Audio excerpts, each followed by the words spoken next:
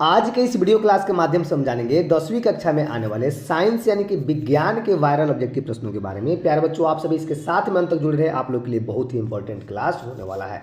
हम आप लोगों को बता दें कि इसके पहले जो भी हम लोग प्रश्न पढ़े थे इसी पीडीएफ से था और बचे हुए प्रश्नों को जो है हम बहुत ही बारीकी ढंग से देखेंगे।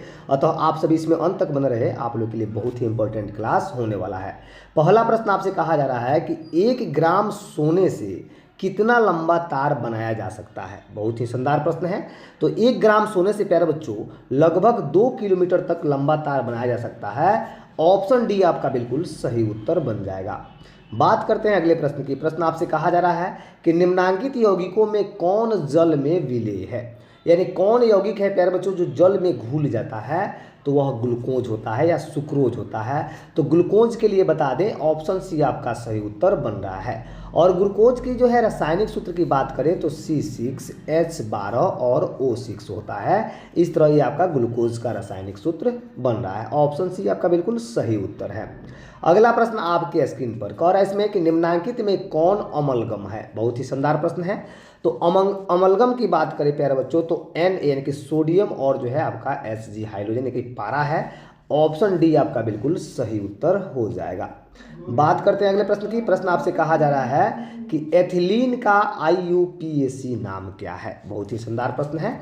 तो एथिलीन का IUPAC नाम जो होता है एथीन होता है प्यारे बच्चों, जिसका सांकेतिक नेम की बात करें यानी कि रासायनिक नाम, तो इसमें जो है आपके क्या कहते हैं C2H4 कहा जाता है। और इसके बारे में आपको बता दें कि यह एक रंगीन ज्वलनशील गैस है जिसका गंध हल्का मीठा कस्तूरी जैसा होता है। अतः ऑप्शन बी के साथ आपका बिल्कुल सही उत्तर हो जाएगा। अगले प्रश्न की बात करते हैं। प्रश्न आपके स्क्रीन पर है। कहा जा रहा है इसमें कि ब्यूटानोन का अणु सूत्र C4H8O है, इसका क्रियाशील समूह कौन सा है। बहुत ही शानदार प्रश्न है। तो इसके क्रियाशील समूह की बात करें तो वह जो आपके कीटोनिक है, कीटोनिक समूह का है। ऑप्शन बी आपका बिल्कुल सही उत्तर हो जाएगा। बात करते हैं अगले नंबर प्रश्न की। प्रश्न आपसे कहा जा रहा है कि एल्काइन में 2 कार्बन परमाणुओं के बीच कितने सहसंयोजक बंधन होते हैं। तो एल्काइन में 2 कार्बन परमाणुओं के बीच प्यारे बच्चों 3 सहसंयोजक बंधन होते हैं। ऑप्शन बी आपका बिल्कुल सही उत्तर बन जाएगा। बात करते हैं अगले प्रश्न की। प्रश्न आपसे कहा जा रहा है कि सिनेबार किस धातु का अयस्क है। बहुत ही शानदार प्रश्न है। तो सिनेबार की बात करें जिसका रासायनिक नाम सूत्र जो होता है आपका यानी क्या होता है प्यारे बच्चों HGS होता है। और ये जो होता है आपका Hg यानी कि क्या होता है पारा जो होता है हाइड्रोजन जिसको कहते हैं, परमाणु संख्या इसका 80 होता है, इसका ही एक अयस्क होता है। अतः ऑप्शन डी आपका बिल्कुल सही उत्तर बन जाएगा। अगले प्रश्न की बात करते हैं। प्रश्न आपसे कहा जा रहा है कि सल्फाइड अयस्क का सांद्रण निम्नांकित में से किस विधि द्वारा होता है। तो सल्फाइड अयस्क का जो सांद्रण होता है प्यारे बच्चों वह फेन उत्प्लावन विधि के द्वारा होता है। ऑप्शन डी आपका बिल्कुल सही उत्तर हो जाएगा। अगला प्रश्न आपके स्क्रीन पर है। कहा जा रहा है इसमें कि जल के वैद्युत अपघटन में कैथोड पर कौन सी गैस मुक्त होती है। जब जल का वैद्युत अपघटन होता है तो कैथोड पर कौन सी गैस मुक्त होती है प्यारे बच्चों, तो हाइड्रोजन गैस, जिसको जो हम लोग H सांकेतिक नाम से लिखते हैं। ऑप्शन ए आपका बिल्कुल सही उत्तर बन जाएगा। अगला प्रश्न आपके स्क्रीन पर है। कहा जा रहा है कि निम्नांकित में कौन सा तत्व सबसे अधिक अधात्विक गुण वाला है। तो अधात्विक गुण वाला सबसे अधिक जो है कौन सा तत्व है, तो आपका क्लोरीन गैस हो जाएगा। क्लोरीन तत्व जो है ऑप्शन ए आपका बिल्कुल सही उत्तर बन जाएगा। अगला प्रश्न आपसे कहा जा रहा है प्यारे बच्चों कि नीला थोथा यानी तूतिया जो होता है उसका रासायनिक सूत्र क्या है। तो नीला थोथा की बात करें तो नीला थोथा जो होता है आपका कॉपर सल्फेट यानी कि इसमें होता है आपका कॉपर जो होता है आपका हाइड्रो ऑक्साइड होता है यानी CuSO4 होता है और 5H2O। ऑप्शन बी आपका बिल्कुल सही उत्तर बन जाएगा। और आपको बता दें प्यारे बच्चों कि नीला थोथा जो होता है यह एक अकार्बनिक यौगिक होता है। अतः ऑप्शन बी आपका बिल्कुल सही उत्तर हो जाएगा। अगला प्रश्न आपसे कहा जा रहा है कि प्रदूषण मुक्त ऊर्जा स्रोत है, यानी प्रदूषण से मुक्त ऊर्जा के स्रोत की बात करें तो आपके सौर ऊर्जा है। सौर ऊर्जा जो है सबसे स्वच्छ ऊर्जा का स्रोत होता है। अतः ऑप्शन बी आपका बिल्कुल सही उत्तर बन जाएगा। बात करते हैं अगले प्रश्न की। प्रश्न आपसे कहा जा रहा है कि निम्नांकित में किस हाइड्रोकार्बन में कार्बन कार्बन परमाणु के बीच 3 आबंध होते हैं। यानी कार्बन कार्बन परमाणु के बीच में 3 आबंध किसमें होते हैं प्यारे बच्चों, कहा जा रहा है आपका, तो ये आपका हो जाएगा C3H4 में। और इसको बता दें कि यह एक असंतृप्त हाइड्रोकार्बन है, यानी असंतृप्त हाइड्रोकार्बन जो होता है आपका, जिसमें 3 आबंध होते हैं। ऑप्शन बी आपका बिल्कुल सही उत्तर हो जाएगा।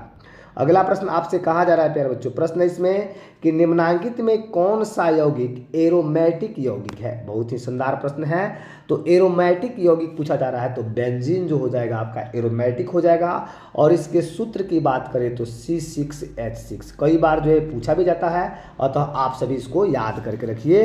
अतः इस प्रश्न का आंसर जो हो जाएगा ऑप्शन डी आपका राइट आंसर बन जाएगा। अगला प्रश्न आपके स्क्रीन पर है, कहा जा रहा है इसमें कि उच्च वसीय अम्लों में सोडियम लवण कहलाते हैं। यानी उच्च वसीय अम्लों के जो सोडियम लवण होते हैं प्यारे बच्चों, उसको क्या कहते हैं, तो उसको जो है अपमार्जक कहा जाता है। ऑप्शन ए आपका बिल्कुल सही उत्तर बन जाएगा। वहीं अगर सीधे पूछता कि वसीय अम्ल के सोडियम लवण क्या कहलाते हैं, तो जब सीधे वसीय अम्ल पूछता तो उसको हम लोग अपमार्जक कहते, यानी कि वो जो बनता आपका साबुन बन जाता।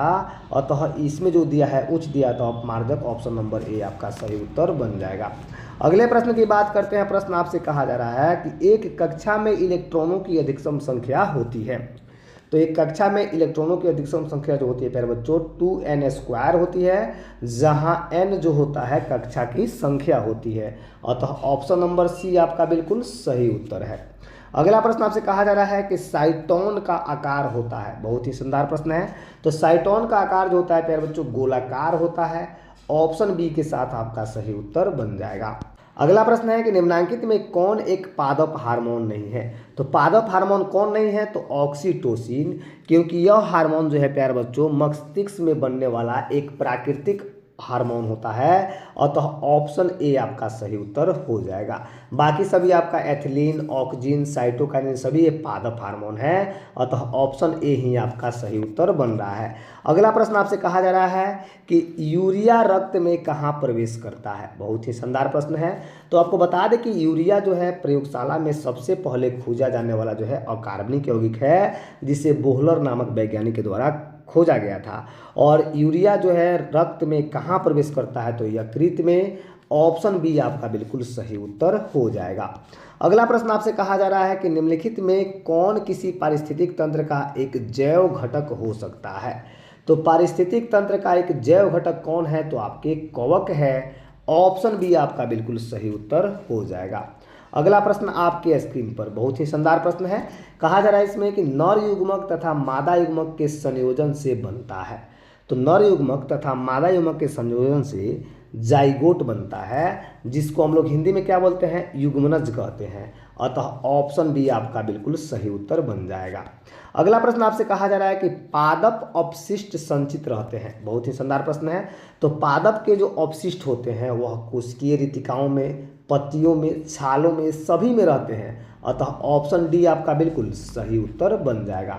अगले प्रश्न की बात करते हैं। प्रश्न आपसे कहा जा रहा है कि सामान्य अनुशीतलन रक्त का दाब होता है। यानी सामान्य अनुशीतलन रक्त का जो दाब होता है, जिसको डायस्टोलिक प्रेशर कहते हैं। तो डायस्टोलिक प्रेशर जो होता है आपका प्यारे बच्चों 80 mmHg होता है। वही सिस्टोलिक प्रेशर की बात करें तो 120 mmHg हो जाएगा। और इस तरह से ऑप्शन नंबर 62 का आपका ऑप्शन नंबर डी आंसर सही हो जाएगा। अगला प्रश्न आपसे कहा जा रहा है कि मनुष्य, बिल्ली तथा चमगादड़ के अग्रपाद है। बहुत ही शानदार प्रश्न है। तो मनुष्य, बिल्ली तथा चमगादड़ के अग्रपाद जो होते हैं समजात अंग होते हैं। ऑप्शन बी आपका सही उत्तर बन जाएगा। इसका मतलब यह है कि इनकी मूल संरचना और उत्पत्ति जो है एक जैसी ही हुई है, इसलिए यह समजात अंग है। ऑप्शन बी इसका सही उत्तर बन जाएगा। अगला प्रश्न आपसे कहा जा रहा है कि पादप में फ्लोएम उत्तरदायी है। तो पादप में जो है प्यारे बच्चों फ्लोएम जो होता है भोजन के लिए उत्तरदायी होता है। वहीं जाइलम की बात करें तो जाइलम जल के लिए होता है। तो फ्लोएम पूछा जा रहा है तो ऑप्शन नंबर डी आपका बिल्कुल सही उत्तर बन जाएगा। अगला प्रश्न आपसे कहा जा रहा है कि एक वयस्क मनुष्य के कितने दांत होते हैं। बहुत ही शानदार प्रश्न है। तो एक वयस्क मनुष्य के जो है प्यारे बच्चों 32 दांत होते हैं, यानी 16 दांत जो होते हैं ऊपरी जबड़े में और 16 दांत नीचे वाले जबड़े में होते हैं। इस प्रकार आपका ऑप्शन नंबर सी आपका सही उत्तर हो जाएगा। अगला प्रश्न कहा जा रहा है इसमें कि एंड्रोजन क्या है। बहुत ही शानदार प्रश्न है। तो एंड्रोजन की बात करें तो एंड्रोजन जो है आपके एक नर लिंग हार्मोन होता है। ऑप्शन ए आपका बिल्कुल सही उत्तर बन जाएगा। अगला प्रश्न आपके स्क्रीन पर है। कहा जा रहा है इसमें कि न्यूरॉन का वह हिस्सा जहां जानकारी हासिल की जाती है। तो न्यूरॉन का वह हिस्सा जहां जानकारी हासिल की जाती है प्यारे बच्चों, उसे क्या कहते हैं? उसको जो है हम लोग डेंड्राइट कहते हैं, कि डेंड्राइट कहते हैं। ऑप्शन सी इसका सही उत्तर बन जाएगा। और यह जो है कोशिका शरीर की सतह को बढ़ाने का कार्य करता है, यानी कोशिका शरीर का जो सतह होता है उसको बढ़ाने का काम कौन करता है? तो डेंड्राइट करता है। अतः ऑप्शन सी आपका बिल्कुल सही उत्तर हो जाएगा। अगला प्रश्न आपसे कहा जा रहा है कि आनुवांशिकता का सिद्धांत किसने प्रस्तावित किया। बहुत ही शानदार प्रश्न है।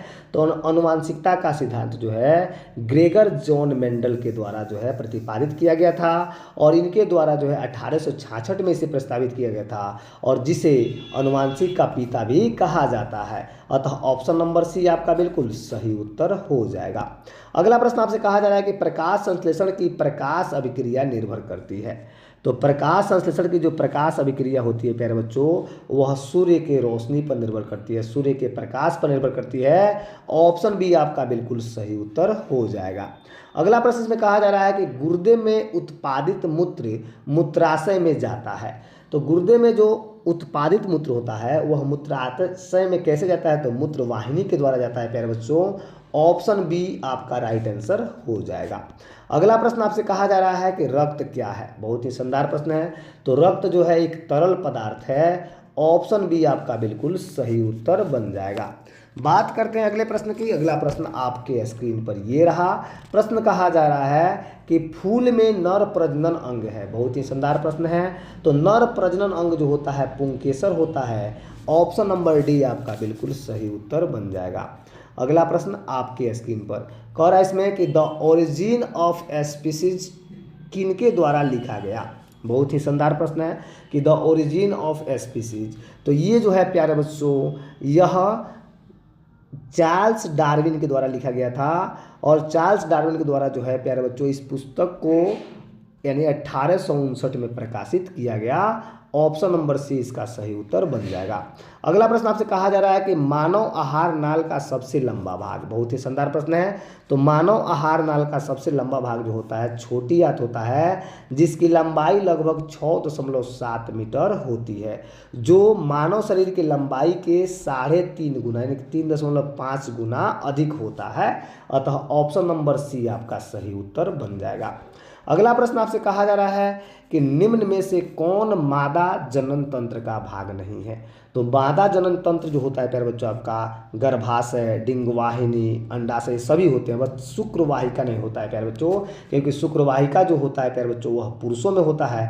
अतः ऑप्शन नंबर बी आपका सही उत्तर हो जाएगा। अगला प्रश्न इसमें कहा जा रहा है प्यारे बच्चों कि किस जीव में हीमोग्लोबिन नहीं होता है। तो हीमोग्लोबिन की बात करें प्यारे बच्चों मक्खी में नहीं होता है, इसके साथ साथ जो है तिलचट्टा में नहीं होता है, फिर कॉकरोच में भी नहीं होता है।